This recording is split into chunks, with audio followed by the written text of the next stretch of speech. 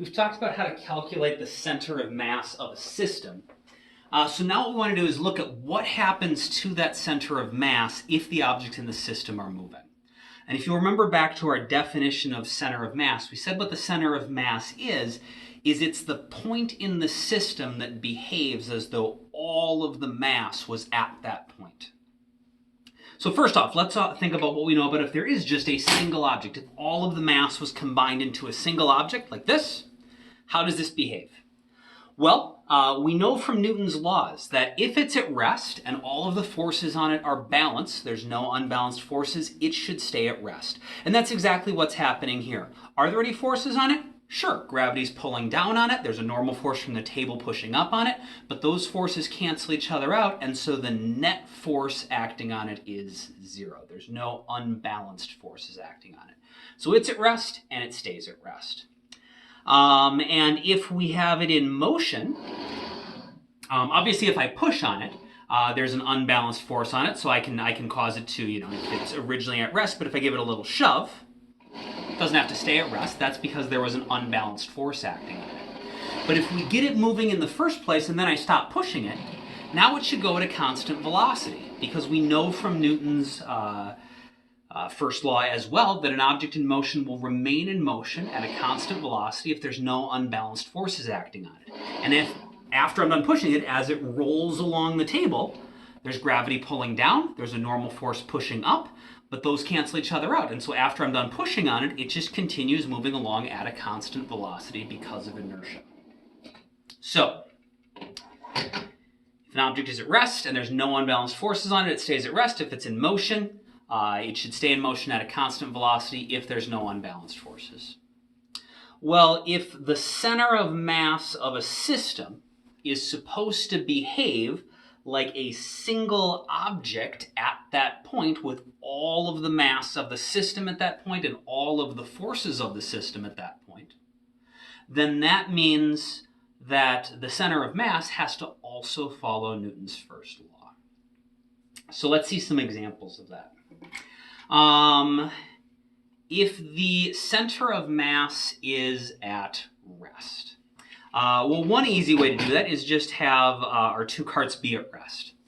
In this case, our system is going to be made up of both carts. They have the same mass.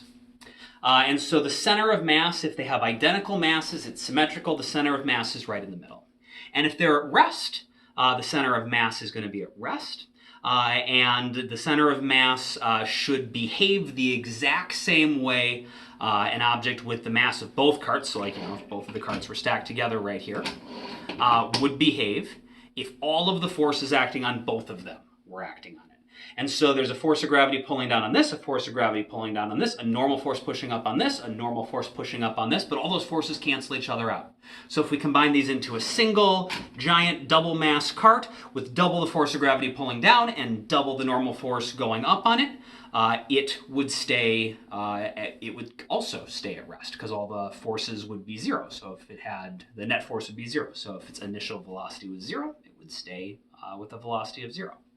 And so that works, at least when our system is at rest. What about if the carts start moving? So I've got some Velcro that we can use to sort of stick the carts together.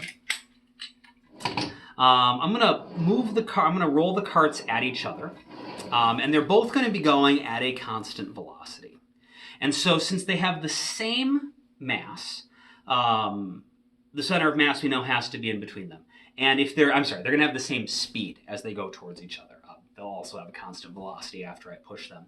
And so if they're moving at a constant speed, when one gets 10 centimeters closer, the other one will get 10 centimeters closer, and the center of mass still has to be in the middle between them. And so we should see that the center of mass is just always halfway in between them, both when they're separate and they've got Velcro, so they'll stick together and become one big supercart. We should see that the center of mass stays in the same spot. So let's watch that. Okay, so the center of mass, it's right here in the middle. I'll try to keep my finger where the center of mass is. We see they just hit each other and they stick together. If they bounce off of each other, that should still work. The center of mass is at rest. Once they're both moving, the net force on the system is still 0 because we just got gravity and the normal force canceling each other out. So the center of mass, if it's at rest, has to stay at rest. And so so I've got magnets here, so they can bounce off of each other, and so we should see that as well. So again, same mass, center mass should be in the middle, so we're going to go at the same speed. And we see that the center of mass, again, stays in the same spot. The carts always stay the same distance away from the center of mass, even after bouncing apart. And so the center of mass just stays in the same spot because the center of mass was at rest, and it has to stay at rest if there's no unbalanced forces acting on the system. We can also demonstrate this if they sort of explode apart. So I've got a little spring-loaded plunger on here. And so if we start with them together, sort of acting as a single cart, maybe I'll do it with the Velcro. So now they actually start sort of just like a single object. And so the center of mass is obviously going to be right in the middle. And if I fire this plunger, Newton's third law says that when the plunger from this cart pushes on this cart's going to push back just as hard on the other cart. And so one way to think about that is one cart has a force pushing left, one cart has a force pushing to the right. But from the system's perspective, there are equal forces to the left and the right. And so if all of those forces were acting on the same object, on the center of mass, they cancel each other out. The other way to think about it is we talked about when you're dealing with net forces, you only need to look at external forces. And so if we are thinking about what all the net forces on the system are, we still only have the forces outside the system, gravity pulling down and the normal force going up, and we could ignore the carts pushing on each other. But either way, there should be no unbalanced forces acting on the system. There should be on the system as a whole, not the individual carts, but the system as a whole. There's no external forces. No external forces that are unbalanced. And so if the center of mass starts at rest, it should remain at rest even after they spring apart, which means they'll stay the same distance away from my finger. We can see that's exactly what happens because their center of mass has to stay in the same spot. If the center of mass starts at rest and no outside force causes it to move, it has to stay at rest because of Newton's first law. Now, if the center of mass is in motion, same rule has to apply. If there's no outside forces acting on the system, the center of mass, if it's in motion, should continue moving at a constant velocity, so in a straight line at a constant speed. And so a simple way that we could have the center of mass moving with a constant velocity is to have one cart start at rest, and then I'll have the other cart rolling towards this one. And I'll make sure this one's going at a constant velocity by just giving it an initial push and then just letting it roll along at its own constant velocity. And since the center of mass is always going to be halfway in between them, we can imagine as this rolls forward, the center of mass just stays halfway in between them. And so every time this moves forward 20 centimeters, the center of mass will only move forward 10 centimeters, but the center of mass will have a constant velocity. It'll just be half as much as this one. And so I'm going to give this a push. I'm going to follow along. I'm going to try to keep my finger at the center of mass. And I want us to watch what happens to the center of mass after they collide with each other. So we'll start with the Velcro, where they stick together. We're watching the center of mass of the system. So remember, with the Velcro, when they stick together, they just become one object, so that's easy. The center of mass is right in the middle. All right, so here we go. Center of mass starts exactly halfway between them, and if they're in motion, it just stays halfway between them. So here we go. You can see it moves along at the same constant velocity. Let me try that one more time, maybe a little bit slower. I'll see if I can use my right hand. I'm a little more coordinated trying to follow along. All right, so the center of mass is in the middle. And we can see it just keeps moving along at a constant velocity, which is exactly what we would expect. Because Newton's first law says that an object in motion has to remain in motion at a constant velocity if there's no unbalanced forces acting on it. And since the center of mass of the system has to behave like a single object, if the center of mass of the system is moving at a constant, it has to move at a constant velocity if there's no unbalanced forces acting on it. And after that initial shove, once everything's in motion, there are no unbalanced forces, and so the center of mass has to move at a constant velocity. Let's try it if they bounce off each other. So we should see the same relationship. The center of mass should move at a constant velocity. And so here they stay separate, but we see that the spacing between them, where that center of mass is, that moves at a constant, the center, spot between them, where their center of mass is, that moves at a constant velocity.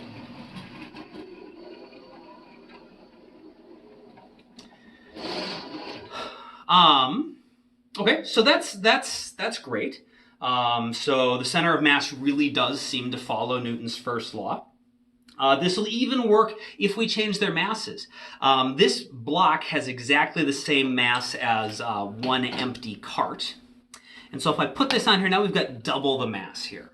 And we know that the center of mass of a system is going to be closer to the more massive object. So the distance to the center of mass, it should be that it's, since this has half as much mass, it should be twice as far away from the center of mass. The center of mass should be about here. So the distance really to the center of the cart should be double the distance to the center of this cart. Since this has half the mass, it has to be twice as far away. So our center of mass should be right here. And so if I roll one of the carts at the other, that spot where the center of mass is should move at a constant velocity if it really does follow Newton's first law and behave like a single object with all of the mass and all of the forces of the system at that point. So I'm going to roll this, and so the center of mass is going to start off always 1/3 of the way away from this one, 2/3 of the way from this one. And so maybe the Velcro sides.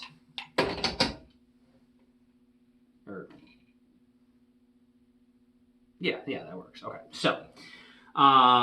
so here they're going to stick together, and so this one will maybe be a little easier to see that the center of mass really does have a constant velocity.